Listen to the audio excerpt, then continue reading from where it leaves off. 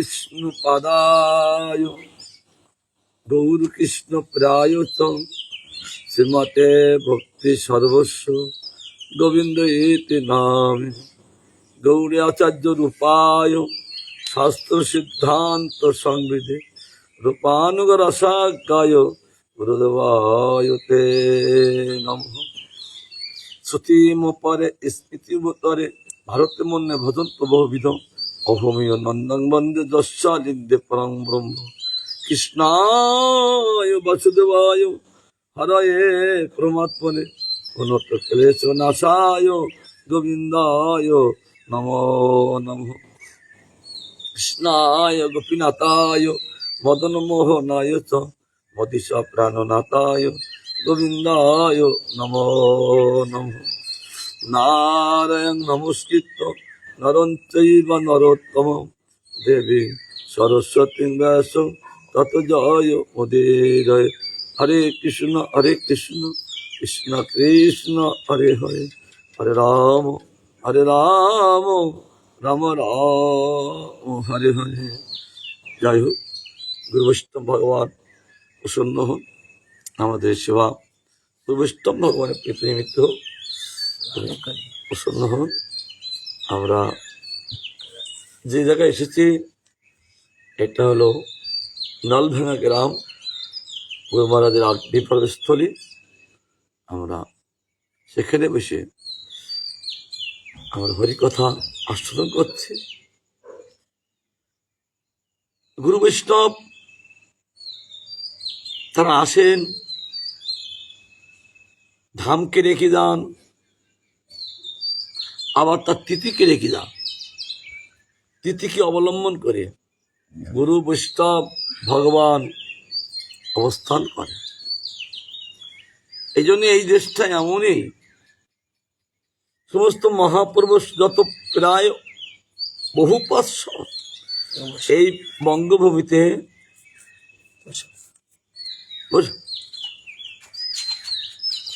এইটা আনি, এটা আনি, হরিকথা আনি, আসতে বলি পরে বলছেন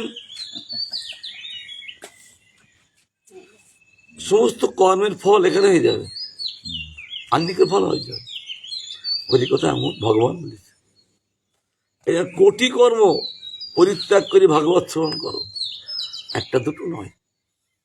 এই জন্য এই বসে তাহলেও আন্নিক হয়ে যাবে, তো ঘুমিয়ে পড়লে আন্নিক হবে না। যদি ধ্যান যোগে যদি এটা শোনা হয়, এই জন্য আগে এইটা আসবে, সে পরে হবে, সব লেট হলে দোষ হবে না। এই জন্য শ্রীমান মহাপ্রভুর পার্শ্বদগণ এই বঙ্গভূমিতে তারা আবির্ভূত। আবার আমার প্রভুপাদের পার্শ্বদগণ অধিকাংশই প্রায় আধা আধি বললে চলে, এই বঙ্গভূমিতে তাদের আবির্ভাব। আবার এই বঙ্গভূমি হলেন মহাপুরুষ পাদঙ্কিত ভূমি। তিনি হেন জায়গায় নেই চলেননি ভক্ত তিনি, যেমন এই ভূমি সেম ওই ভূমি, দুইটাই ভূমি তার পদাঙ্কিত ভূমি। গোটা ভারতবর্ষে মহাপুরুষ পদাঙ্কিত ভূমি। সন্ন্যাসী নিয়ে তিনি প্রথম পূর্ব ভারত, দক্ষিণ ভারত, পশ্চিম ভারত, উত্তর ভারত পদব্রজে চলে সব জীবজাতিকে তিনি প্রথম দর্শন দিয়ে তাদের শোধন করে, ভগবান একটা ফিল্টার মেশিন, আবার বৈষ্ণব একটা ফিল্টার মেশিন। সেখানে আমার ভক্তিমঠ ঠাকুর শিখিয়ে কোথায় দিয়া পদ ছায়া সদহে আমারে তোমারও চরণ ধরি। এ বৈষ্ণব ঠাকুর, বৈষ্ণব ঠাকুর জন্য একটা ফিল্টার মেশিন, তিনি সকলকে শোধন করে দেয়। ফিল্টার যেমন শোধন করে দেয়, জীবের অনন্ত দোষ, জীবের অনন্ত দোষ সব নষ্ট করে শোধন করে দেন গুরুদেব। তার জন্য শাস্ত্রে বলছেন। আর ভগবানও সমস্ত জীবের দোষগুলো কাটিয়ে দেন। আর কলিযুগে আমার গৌর সুন্দর এসে তিনি কৃষ্ণ প্রেম নিয়ে এসছেন।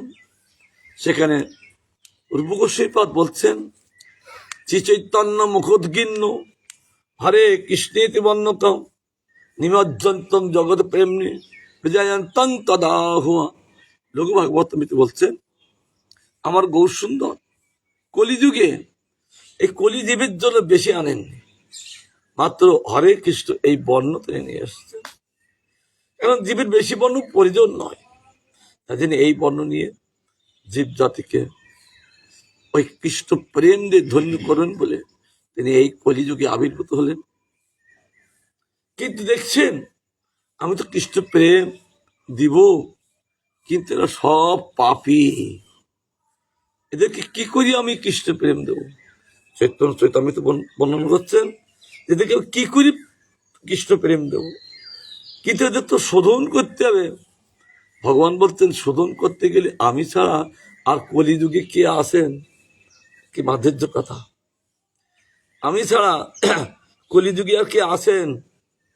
তাই তিনি বলছেন, হে বদ্ধ জীবগণ, তোমরা হরি বলো, বাহু তোলো।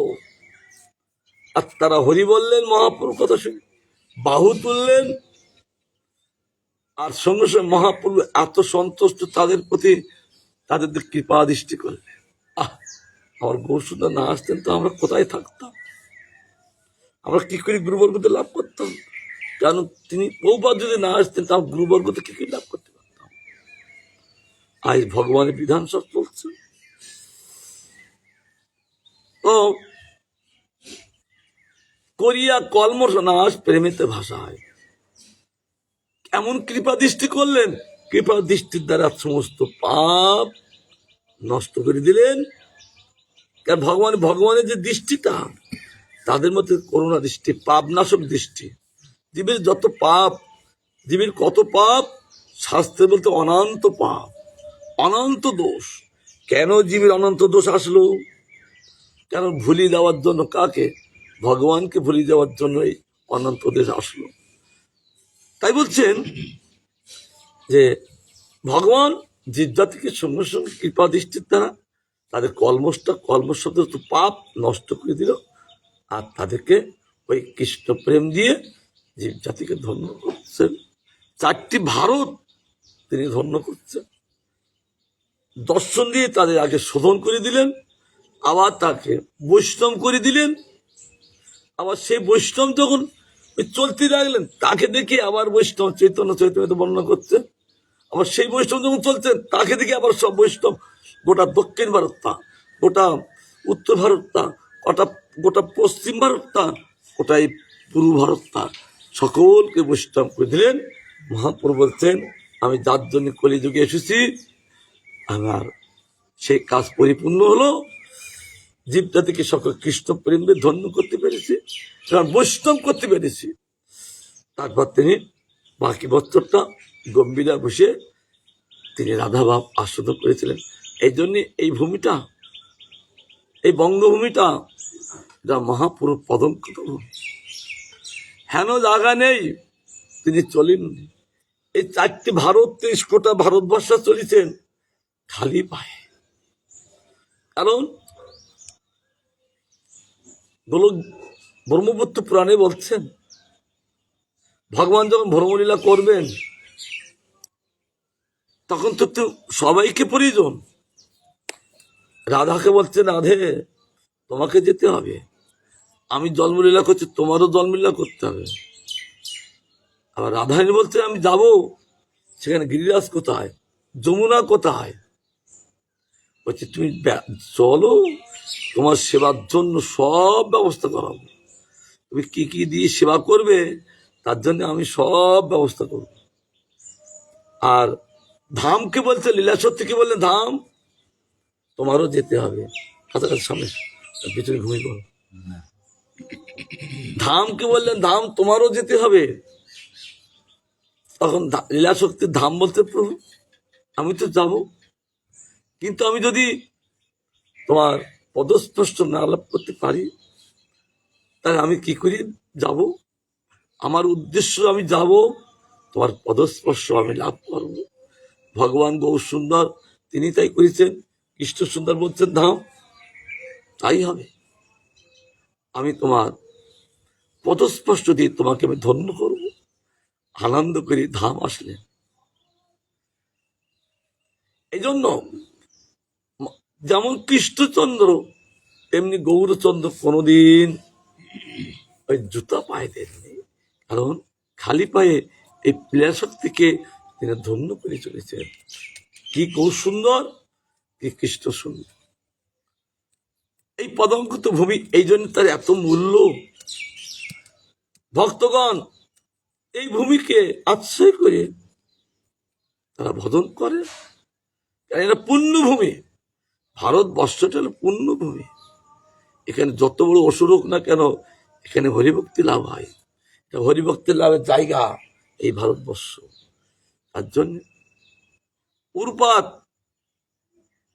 এবং শ্রীমান মহাপ্রভু এই কলিযুগে এসে তিনি কার প্রেম নিয়ে এসছেন?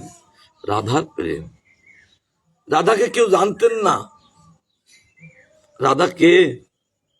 তিনি কিভাবে কৃষ্ণকে ভজন করেছেন, তিনি রাধাকে জানাবার জন্য এই মহাপুরু নিজে এসে সে রাধার মিশন খুললেন। আর মিশন খুলে তিনি আশ্রমের নাম দিলেন গৌরীয় মঠ। মঠ শব্দে একটা ছাত্র স্থিতি, অর্থাৎ যেখানে মঠবাসী ছাত্রগণ থাকে, কেলাস হন, তাকে বলে মঠ। তাই বলছেন তিনি গৌরীয় মঠ নাম দিলেন। কেন? গৌরী শব্দের অর্থ হলো শ্রীমতী রাধা রানী। কি তার মিশন এই জগতে খুললেন বলে এই নাম দিলেন গৌরী মঠ। জানেন না, উল্টো পাল্টা বলে গৌরী মঠ কি, কিন্তু গৌরী মঠটা যে নাম দেওয়া কার মিশন খুললেন শ্রীমান মহাপ্রভু জগতে এসে?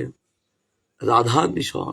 এই যে তার নামে দিলেন গৌরী, অর্থাৎ গৌরী বৈষ্ণব সব রাধা রানীর লোক।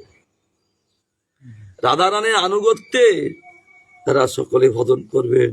আমরা যে গুরুপদ আশ্রয় করেছি, মনে করবেন না যে আমরা কেবল গুরুপদ আশ্রয় করেছি তা কার করুণায়? মূলে রাধার করুণায়। ভজন করছি, বসছি, মূলে কার করুণায়? রাধার করুণায়। রাধার করুণায় ব্যাপ্ত সব দিক রাধা রানী কি যায়। আস্তে আস্তে ভোল্টেজ কমে যাচ্ছে, যা একটু ভোল্টেজ কমে। তো এখন আমরা এই জন্য এই বঙ্গভূমিটাই আমার পৌপাদের পার্শ্বধন অধিকাংশ, অর্ধেক বেশি বললে চলে, 12 বললে চলে। এই বঙ্গভূমির জন্ম তারা কেঁদেছেন। আবার আমার ওম বিষ্ণুনাথ ভক্তিবেলা তীর্থ গোস্বামী মহারাজের আবির্ভাবের স্থলে পৌপদজি উদ্ধণ্ডে নৃত্য করেছেন। ওই নড়াইল চাষর গ্রাম, সে উদ্ধণ্ডে নৃত্য করেছেন। আজ পর্যন্ত কোনোদিন কোনো জায়গায় শোনা যায়নি যে শিষ্যের জন্মভূমিতে যে গুরুদেব উদ্ধণ্ডে নৃত্য করা। সব ভক্তগণ পাগল। তিনি জানতেন কুঞ্জবাবু কে, তার জন্যে। কারণ কুঞ্জবাবু তিনি হচ্ছে মঞ্জুরি, বিমলা মঞ্জুরি, আর পৌপাত হলেন নয়ন মঞ্জুরি। এই নয়ন মঞ্জুরি আর বিমলা মঞ্জুরি একটা সখ্যভাব ছিলেন রাধারানী লীলায়। তারপরে আর তারা এখন হলেন কলিযুগে একজন গুরুদেব হলেন আর একজন শিষ্য হলেন। এখন শিষ্য আর গুরু সম্পর্ক রূপে আবার সে ঘনিষ্ঠ, আবার সে ভাব যুগে যুগে থাকেন। তার জন্য সেখানে উদ্ধণ্ডে নৃত্য করেছেন। মানে কি তাদের সখী বলে। মনের সমস্ত ভাব বুঝে যে যারা সেবা করেন তাকে বলে মঞ্জুরি। রাধার অন্তর্ভাব, গোবিন্দের অন্তর্ভাব, এই বুঝেই সঙ্গে সঙ্গে তাদের সেবা করতে লাগে। তাকে বলতে হচ্ছে না এই এটা করো ওইটা করো। এটা উত্তম সেবকের লক্ষ্য হলো কি, সঙ্গে সঙ্গে বুঝতে পেরে তারা সেবা করতে লাগে, মনের ভাব বুঝিয়ে তারা সঙ্গে সঙ্গে তাদের সেবা করতে লাগেন। আর বলতে হচ্ছেন না, তাহলে এরকম সেবক হলে রাধা গোবিন্দ খুশি না? না আমাদের মতো হ্যাঁ কি বলছেন আমি বুঝতে পারিনি, আর একবার বলুন। সেবক হবে, সেবক হবে না। আর তারা সঙ্গে সঙ্গে বুঝে সেইভাবে সেবা, তাদের প্রতি রাধা গোবিন্দ খুশি। তাতে গেলে মন্দিরে তাদের সক্ষম রাধানের সেবক, একসঙ্গে তারা গোপী, সবই গোপী, সব রাধা, বাস্তবত সব রাধা। এই যে সহস্র কোটি সখী, এরা সব প্রকৃত রাধা, রাধার মূর্তি। এই যে দেখবে বহু যদি সখী এক যা থাকে, দেখবে আলাদা কেউ না, সব রাধার মূর্তি। আবার তাদেরকে বিবাহ দিলেন আমার যোগমায়া পূর্ণবাসী দেবী, সব দাপটে বিবাহ দিলেন। মাধুর্য কথা, সব দাপটে বিবাহ দিলেন। একটা না, সহস্র কোটি সখী। আবার গোবিন্দের সহস্র কোটি সখা, এটা রাধার বিভূতি আর কৃষ্ণের বিভূতি। কেন সমান দুটো পাজি 11 জন নারী খেলা হয়নি? তা গোবিন্দের রাধার যদি সহস্র কোটি সখী আন, কৃষ্ণ বলছে তাহলে আমারও সহস্র কোটি সখা, তিনি তার বিভূতি প্রকাশ করলেন। কেমন আছে বিভূতি প্রকাশ করলেন। আরে শোনো, সঙ্গে সঙ্গে বিভূতি প্রকাশ করলে দেন, এবার সমান দুটো পাটি চলতে লাগলেন মাধুর্যময় করে। তাই বলছেন আবার তাদেরকে পূর্ণবাসী বিবাহ দিলেন। আমার রাধারানী বছরে 2 মাস থাকে দাপটে, এখন এটা কোন সময় জ্যৈষ্ঠ মাস পড়িয়ে দিয়েছেন, এখন তিনি দাপটে আসেন। আবার আষাঢ়ী পূর্ণিমার পর থেকে তিনি আবার বর্ষণে আসবেন। সব সখীরা, ওই সহস্র কোটি সখী আবার রাধার সেবার জন্য, রাধা যখন বাপের বাড়ি আসেন, আবার তারা সব বাপের বাড়ি আসেন। কারণ ওই বর্ষানার আশেপাশে সব সখীদের বাড়ি। আবার ওই দাপটে আবার সব সখীদের শ্বশুর বাড়ি। কি অপূর্ব লীলা বর্ণনা করছেন আমাদের গোস্বামীগণ। এই জন্য সখীগণও ওই দাপটে বছরে 2 বার থাকেন, আর বছরে আবার বর্ষানায় 2 বার আছেন। দাদা যেখানে যান, সেবক কোথায় যান? সেবক সেখানে যান।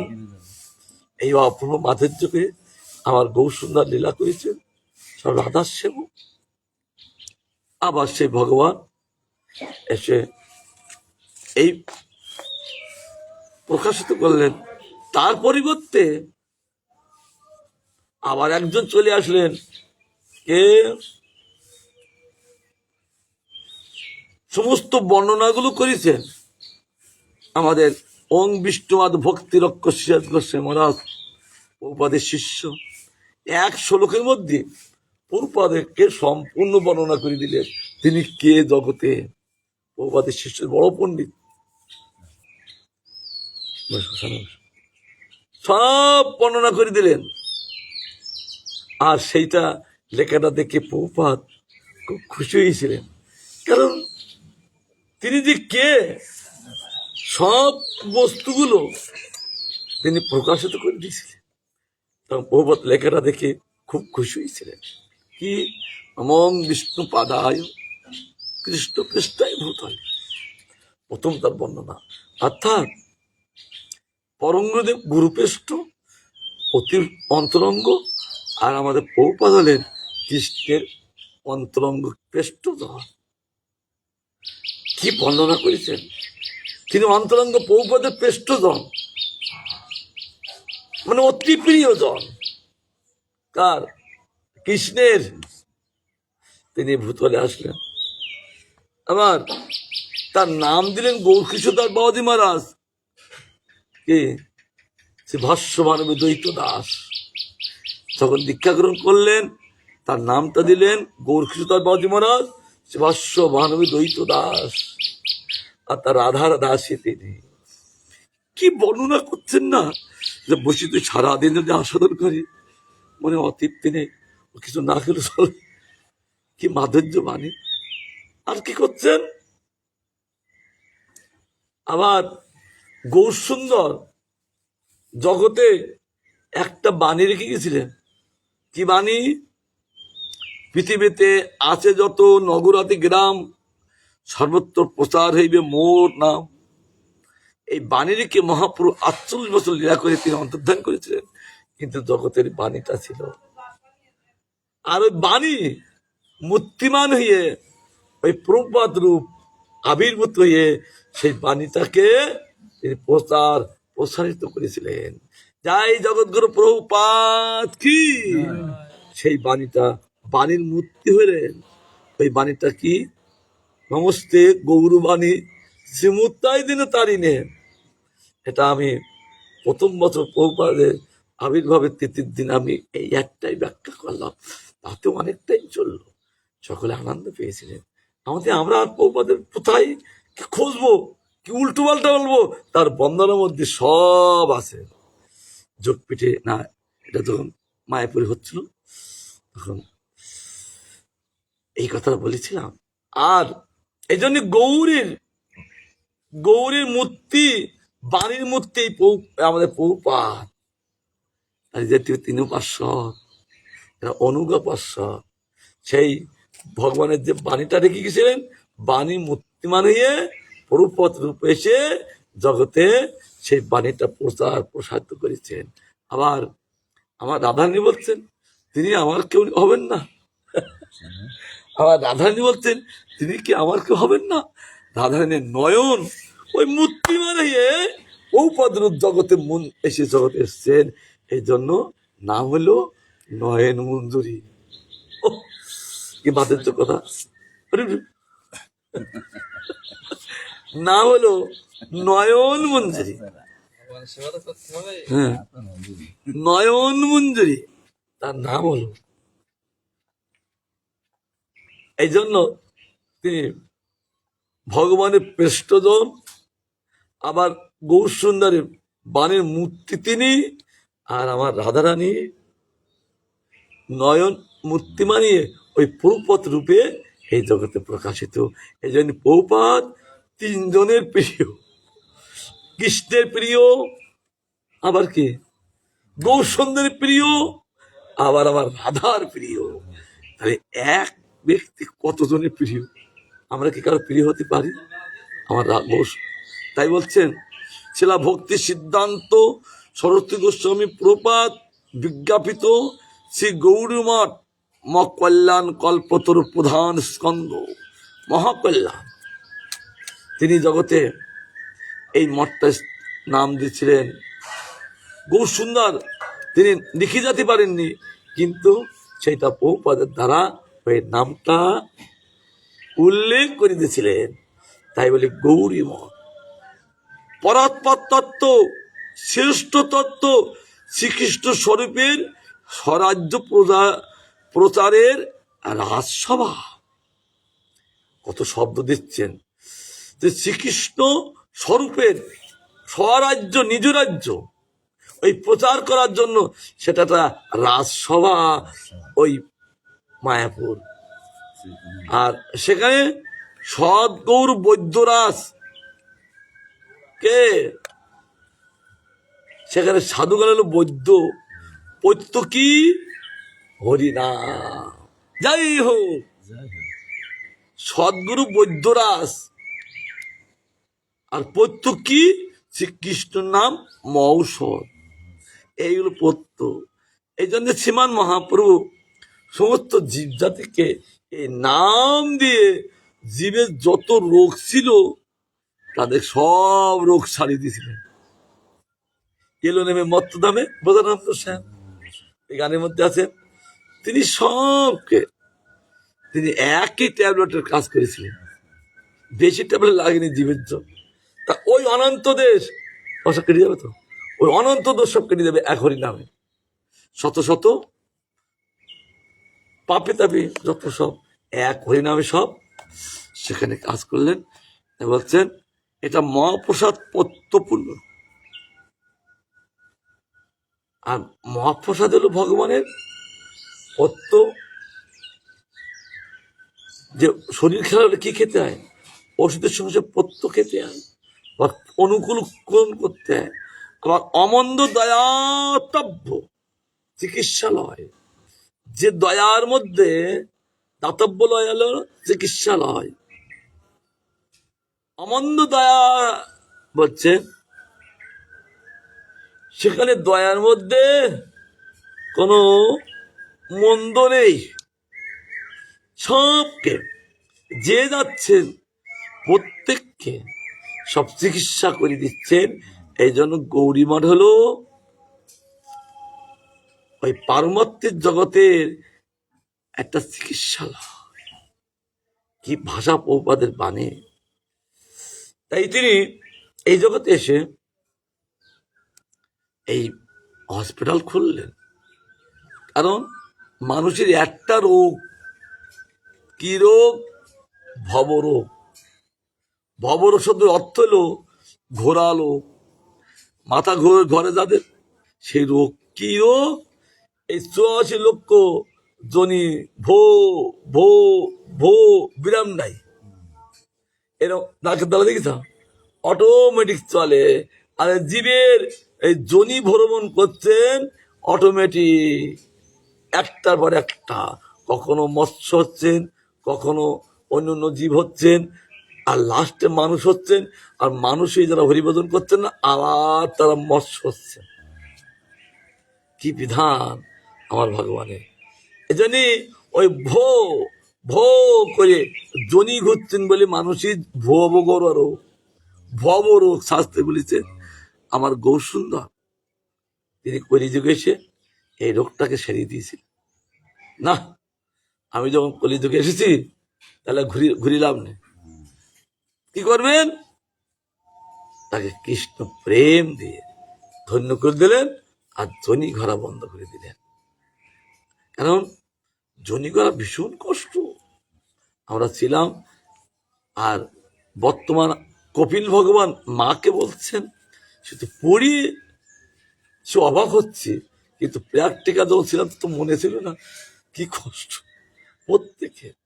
তার জন্যে সেই কষ্ট থেকে গৌরসুন্দর তিনি এই জগতে এসে তিনি কেবল একটা চিকিৎসা অমন্দ দয়া দাতব্য অর্থাৎ চিকিৎসালয়। অক্ষজ ও আদুক্তিক অভিজ্ঞতা বাদত্থ অধিরহবাদ ধিক্কারী অদক্ষজ অবরোহ জ্ঞান বিজ্ঞান মা মন্দির। যে জ্ঞান এই ইন্দ্রিয় অতীত, অক্ষজ শব্দ আধ্যাত্মিক সেখানে চলেন না, বাইরের ভাষা।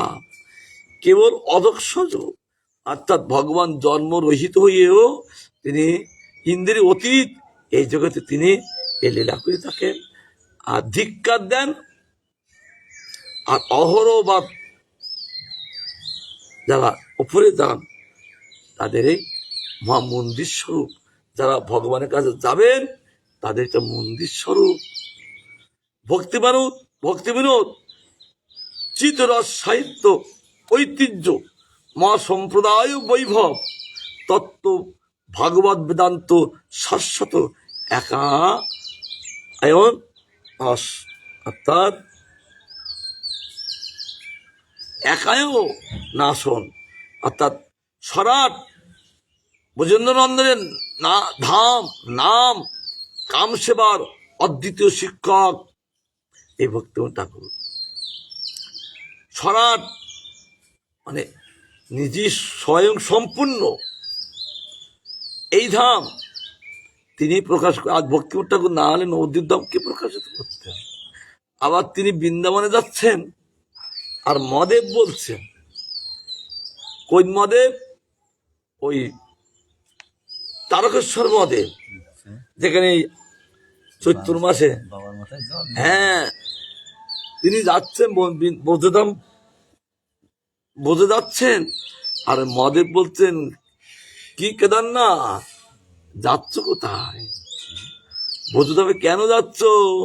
তোমার বাড়ির কাছে তো ধাম আছে, ওইটাই প্রকাশ করো। কে বলছেন? ওই চাকলেশ্বর মঠ না, তারকেশ্বর মঠের যে মানুষ যায়, দেখো না, এই বাংলাদেশের তো যায় সেখানে। সেখানে তিনি বলছেন কোথায় ধাম আছে তা আমি তো জানি না। বলে সেখানে তুমি যাও, সেখানে গেলে তোমার ধাম সব বহু সুন্দর তোমাকে দেখাবে। তিনি মহাদেবের কথা শুনে তিনি আর ব্রজধামে আসেননি, কেদারনাথ অথবা ভক্তিনাথ ঠাকুর। তিনি সেখানে এসে চিন্তা করলেন, মহাদেব তো আদেশ করলেন, কোথায় বা সেই ধাম, কি কোথায় কোথায় কি লীলা করেছেন আমি তো জানি না। তিনি এরকম বলতে লাগলেন, আর দেখতে দেখতে বহু সুন্দর ওই নবদ্বীপে যেখানে যেখানে লীলা করেছেন, আর সেখানে সেখানে লীলার সব মানে আলো প্রকাশ হতে লাগলেন। আর মাঝে মাঝে দেখলেন কি সেখানে সব সংকীর্তন চলছে, সব লীলাগুলো আমার ভক্তিমত ঠাকুর দেখিয়েছিলেন। আর পরবর্তীতে সেই ধামটা তিনি প্রকাশিত করেছিলেন ভক্তিমত ঠাকুর। আর প্রভুপাদের দ্বারা সেই ধাম পরিক্রমার ব্যবস্থা ভক্তিমত ঠাকুর তিনি বলছেন, এই প্রচার করো, নবদ্বীপ পরিক্রমার ব্যবস্থা করো। প্রভুপাদ তিনি নবদ্বীপ পরিক্রমার প্রথম কেন্দ্র তিনি। তাই বলছেন এটা কামছেবার অদ্বিতীয় শিক্ষক তিনি। আর সজ্জন তোষণী গৌড়ীয় নদিয়া প্রকার সে বৈকুণ্ঠ বার্তাবহের উদয়াচন।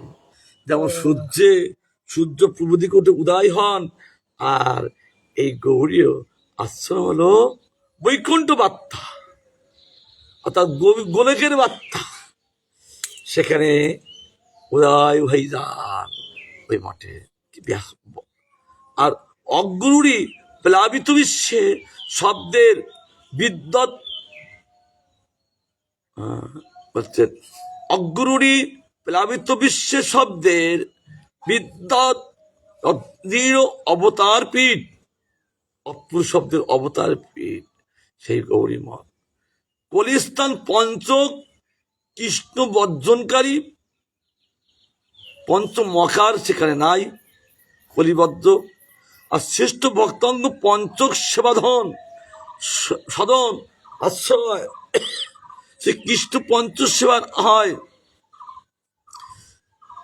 কলি কোলাহল মুখর বিশ্বে কৃষ্ণ কোলাহল মুখর মন্দির। কেবল বিশ্বে সে কৃষ্ণ কোলাহল ছাড়া আর কিছু নাই। যেমন আজ জগতে হচ্ছে কেবল সে কৃষ্ণ কোলাহল। তবে গৌরীদের পঞ্চকৃষ্ণের উপাসনা কি? ভাগবত কৃষ্ণ, গৌর কৃষ্ণ, নাম কৃষ্ণ, অচ্চা কৃষ্ণ, গুরু কৃষ্ণ। এই পঞ্চ ওই সেবা সদন, সেখানে 5 জনের সেবা হয়। পঞ্চকৃষ্ণের সেবা কি কি বলে বলতো? গৌর কৃষ্ণ, এই ভাগবত কৃষ্ণ, নাম কৃষ্ণ, অচ্চা কৃষ্ণ, আর গুরু কৃষ্ণ। গুরু অর্থাৎ কৃষ্ণ। কারণ কোথায় বলেছেন গুরু রূপ, বলেছেন আমাদের কৃষ্ণ গুরু রূপ, তিনি গুরুরূপী ভগবান এসে তিনি সেই কার্য করছেন। এই যে পঞ্চকৃষ্ণের সেবা সদন, সেবা সদন স্থান। আর কি করেন? কলি কোলাহল, যে কেবল কলির যে কোলাহল সব পরিত্যাগ করে দিয়ে কেবল কৃষ্ণ কোলাহল সমস্ত জীব মুখরিত হয়ে যান, কেবল কৃষ্ণ গান। আর সেখানে আর কি করেন, সেখানে কি কি করা উচিত সেখানে ব্যাখ্যা করছেন রূপগোস্বামীপাদ। প্রথম ভক্তি রসামৃত গ্রন্থে বলছেন, অন্নাবিলাস দাসন্য জ্ঞান কানমাত্মনাবৃতম আনুকূল্যে কৃষ্ণ অনুশীলন ভক্তির উত্তম। অন্নাবিলাস সতং কর্ম জ্ঞান না ভক্তি। এই ছোট্ট বলছেন যে জীব সেখানে কি করেন, অন্নাবিলাস কর্ম জ্ঞান যোগাদি চেষ্টা নির্মুক্ত, অন্য কোনো তার অভিলাষ নেই, আর জ্ঞান যোগাদি কোনো সেখানে চেষ্টা নেই, সব নির্মুক্ত, অনুক্ষণ অনুকূল কৃষ্ণ অনুশীলন পর সব সময় কৃষ্ণ অনুশীলন চলেন। তাদের অন্য কোনো ভাব নেই। আর রূপানুগা শাশ্বত তৃপ্ত সেই ধাম।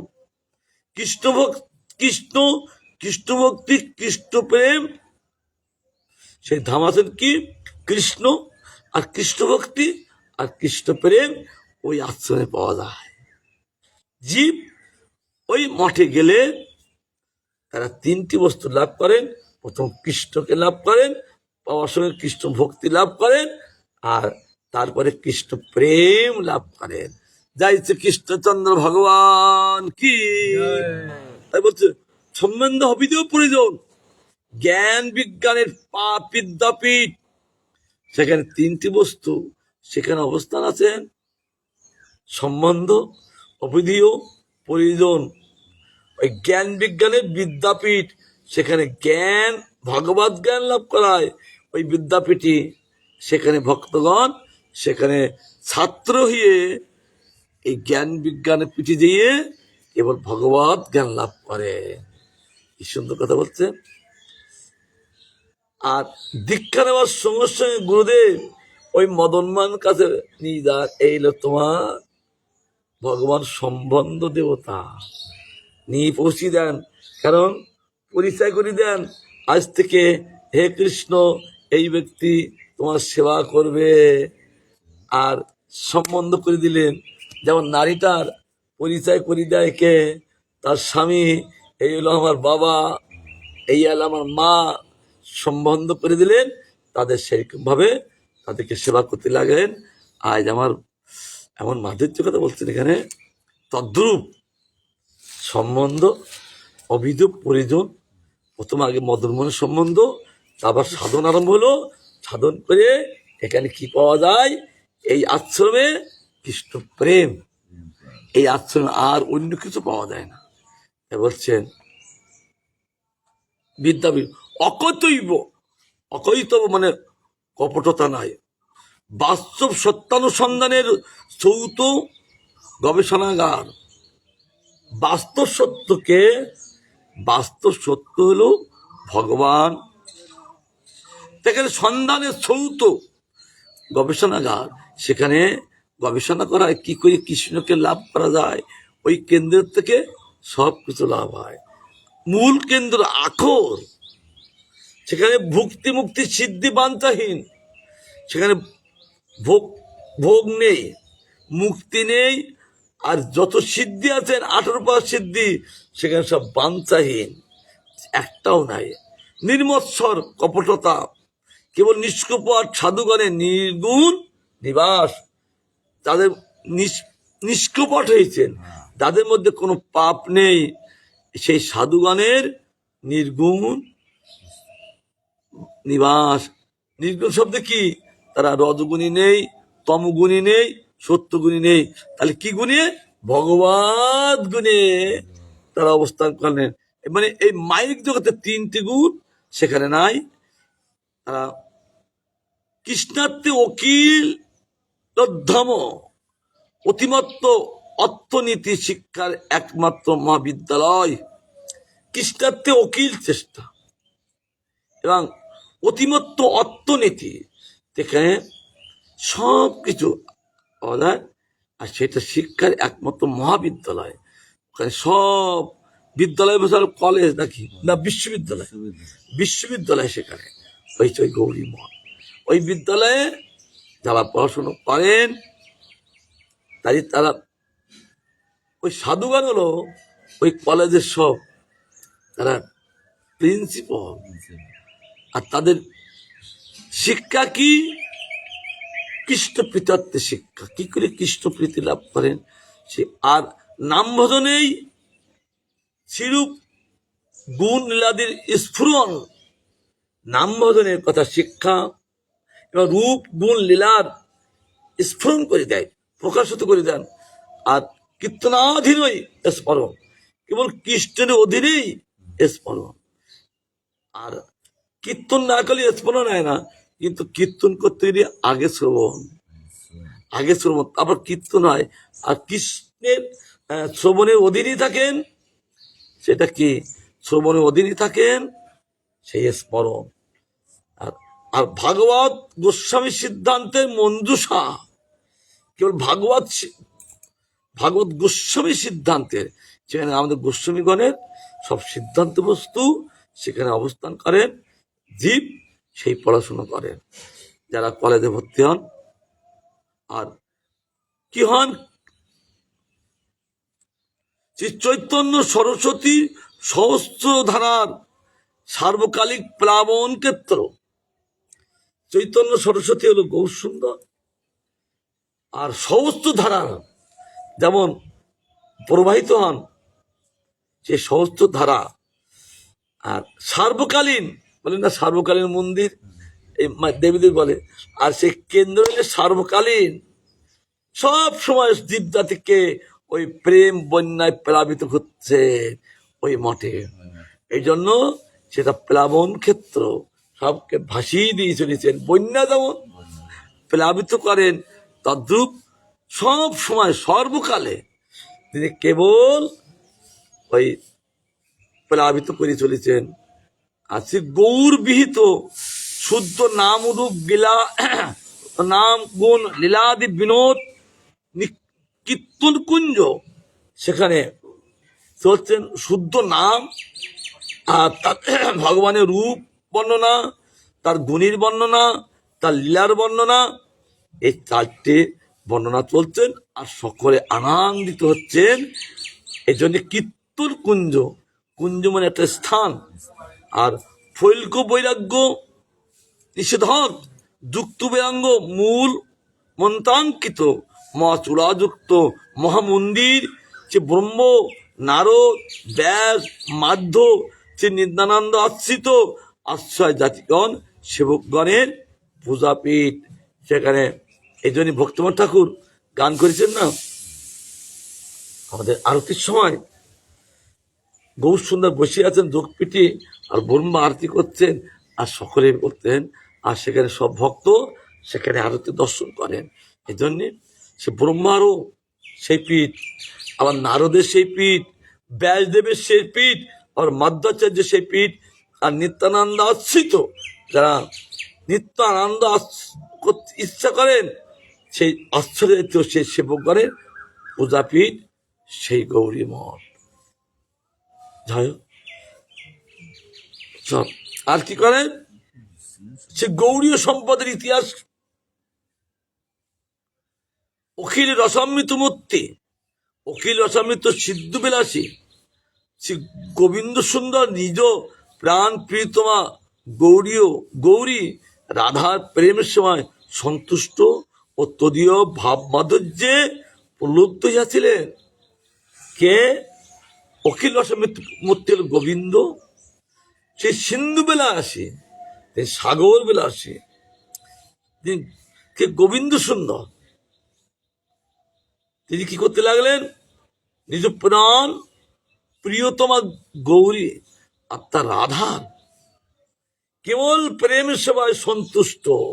তিনি আরো সকল সেবা করেছেন, তার সেবায় সন্তুষ্ট না, একমাত্র রাধার প্রেম সেবায় সন্তুষ্ট। যদিও ভাব মাধুর্যে প্রলুব্ধ হইয়াছিলেন, অর্থাৎ লোভ জেগেছিলেন, তিনি রাধার ভাক্রান্তি লইয়া গৌর স্বরূপে অবতীর্ণ হইয়া সেই ভাব মাধুর্যময় কেবল ভজন পদ্ধতি জগতে প্রচার করে, আর কিচ্ছু নাই। এই জন্য গৌরীয় দাদার ভাব না মাধুর্য, আর ভজন পদ্ধতি কি করে সেই ভজন করতে হবে সেই পদ্ধতি তিনি প্রচার করেন। তাই গৌরীয় সম্প্রদায় আকারে প্রসিদ্ধি লাভ করিয়াছে। সুতরাং গৌরী গণ মুখ্যত রাধারই ভক্ত। এই আগে খেতে বলছিলাম, এই গৌরী বৈষ্ণব মুখ্যত রাধারই ভক্ত, আর রাধার ভক্ত না হলে ওই আশ্রমে কেউ যেতে পারবেন না, তার নাম গৌরী হবে না, আর তার সব রাধারই ভক্ত এই গৌরী বৈষ্ণব। গৌরী সব গৌরী রাধারানী, আর সেই আশ্রমে যাচ্ছেন আর তারা সঙ্গে সঙ্গে রাধার ভক্তই যাচ্ছে। যাইছে রাধা রানী কি, আর কি করছেন,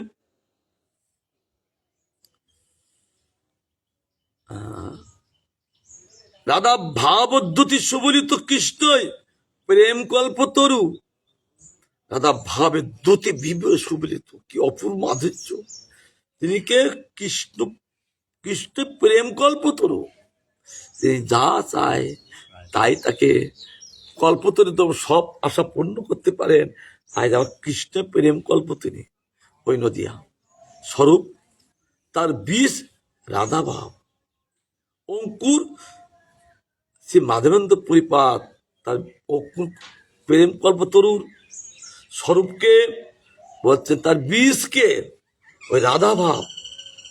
রাধা ভাবে অঙ্কুরকে সে মাধবেন্দ্র পরিপাত। এই জন্যে রাধার ভাব মূর্তিমান হয়ে ওই মাধববন্ধু রূপে ওখানে কৃষ্ণ প্রেম অঙ্কুরই ছিল। এই যে প্রেম কল্পতরু, সেই কৃষ্ণ প্রেম অঙ্কিত হয়েছিলেন। আর কি করছেন? তার পুংসাংশ, তারপরে আর এক পুংসাংশকে ঈশ্বর পরিপাত এবং মূল কাণ্ড হইলেন। মূল কাণ্ড হলেন কি? সেই কল্পবৃক্ষের শ্রীকৃষ্ণ চৈতন্য মহাপ্রভু মূল কাণ্ড। আর দুটো শাখা প্রয়োজনকে, তার স্কন্দ দয়, তাহলে ভগবানের দুটো বাহু কে, সেই মূল কাণ্ডের একটা বাহু থাকে না, গাছটা এরকম ফাঁকা হয়ে গেছে। এই গাছটা দেখো সঙ্গে সে ফাঁকি যান। তা মূল হলো আমার গৌর সুন্দর, কাণ্ড তিনি। আর দুটো স্কন্দ প্রয়োজন, সেখানে সেই বৃক্ষের দুটো শাখা বেরিয়ে গেলেন। কি একজন হলো নিত্যানন্দ প্রভু, আর অপরজন হলেন অদ্বৈত প্রভু।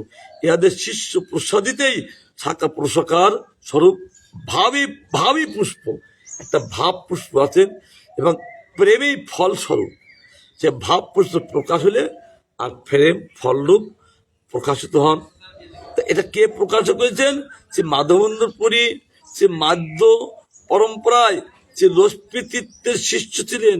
সে মাধ্য সম্প্রদায় হইলেও তাতে মাধ্য ভাবধারা ছিল না, কেবল রাধার ভাবধারা। পরন্তু তাতে বোধলক্ষ্মী শ্রীমতী রাধারই ভাবধারা প্রবাল রূপে ছিল। রহস্যই যে কৃষ্ণ রাধাভাব আস্বাদন করিবেন বলিয়া তার রাধার ভাব প্রেম কল্পতরু অঙ্কুর করলেন মাধববন্ধু পরিবার দ্বারা। জয় শ্রীমতী রাধা রানী কি, জয় কৃষ্ণচন্দ্র ভগবান কি, আর আমার গৌর সুন্দর কি। তাই বলছেন এখানে সেই বোধলক্ষ্মী অর্থাৎ শ্রীমতী রাধা রানী তার ভাব দ্বারা প্রবল রূপে প্রকাশিত ছিল। রহস্যই যে রাধাভাব আস্বাদন করিবেন সেই বদ ভগবান বলিয়া রাধার অন্যতম সখীকে, তার অগ্রচর প্রিয় পার্শ্বদ মাধবেন্দ্র, তার অগ্র প্রধান সখীকে মাধবেন্দ্র পরিবার স্বরূপে ভাষা প্রেরণ করেন আমার শ্রীমতী রাধারানী। আর কি করেন? তিনি অবতীর্ণ হইয়া সদাচার অনুসারে মাধ্য সম্প্রদায় থেকে কৃষ্ণ মন্ত্র প্রাপ্ত হন। সদাচার অনুসারে তিনি দেখলেন আর তিনটে সম্প্রদায় আছেন, সেই সম্প্রদায়ের চেয়ে এই মধ্যাচার্যের সম্প্রদায়টা একটু সদাচার বিশেষ ছিলেন, তার জন্য তিনি সেখানে সম্প্রদায় ভুক্ত হলেন। এই জন্য আমাদের ব্রহ্মমাধ্য গৌরী সম্প্রদায় সেখানে প্রকাশ করলেন। কি বিধানগণ তা বলছেন। আর কি করেন? কৃষ্ণ মন্ত্র প্রাপ্ত হন, কিন্তু সেই মন্ত্রাদির সেবা ফলে তার স্বতঃসিদ্ধ পূর্বভাব জাগ্রত হয়। সে মন্ত্র পেলেন, আর পূর্ব স্বভাব কি, সেই স্বতঃসিদ্ধ ভাব স্বয়ং প্রকাশ হন, সেটা তার জাগ্রত হয়ে গেলেন। সুতরাং তিনি মন্ত্র তো মাধ্য সম্প্রদায় হইলেও আর ভাবত বিলক্ষণ বোধ প্রেম বিলাসী ছিলেন, কেবল বোধ বিলাসী। সেটা আমরা দেখলে পাই। এই জন্যে আমরা অপূর্বভাবে আস্বাদন করছি। তিনি প্রসন্ন হন। আবার গুরু বৈষ্ণবের করুণা হলে আমরা আবার আস্বাদন করব। বাঞ্ছা কল্পতরুভস্য। আমরা এখানে বসে, আমরা নলভাঙা গ্রামে বসে গুরু মহারাজের আবির্ভাব স্থলিতে এই যে বাণীগুলো আস্বাদন করলাম, মাধুর্য বাণী, আবার গুরু মহারাজ এই বাণীগুলো প্রকাশ শুদ্ধ সিদ্ধান্ত প্রকাশ করেছিলেন। অন্তরে ব্যাপার, কেন অন্তরে লোক ছাড়া অন্তরে বস্তু কেউ প্রকাশ করতে পারেন না। জানতে হবে আমার গুরু মহারাজ তিনি সেই জগতের লোক, তিনি অপূর্ব মাধুর্য করে সেই বস্তুগুলো প্রকাশিত করছেন। বাঞ্ছা কল্পতরুভস্য কৃপা সিন্ধু পতিতানাং পাবনেভ্যো বৈষ্ণবেভ্যো নমো নমঃ।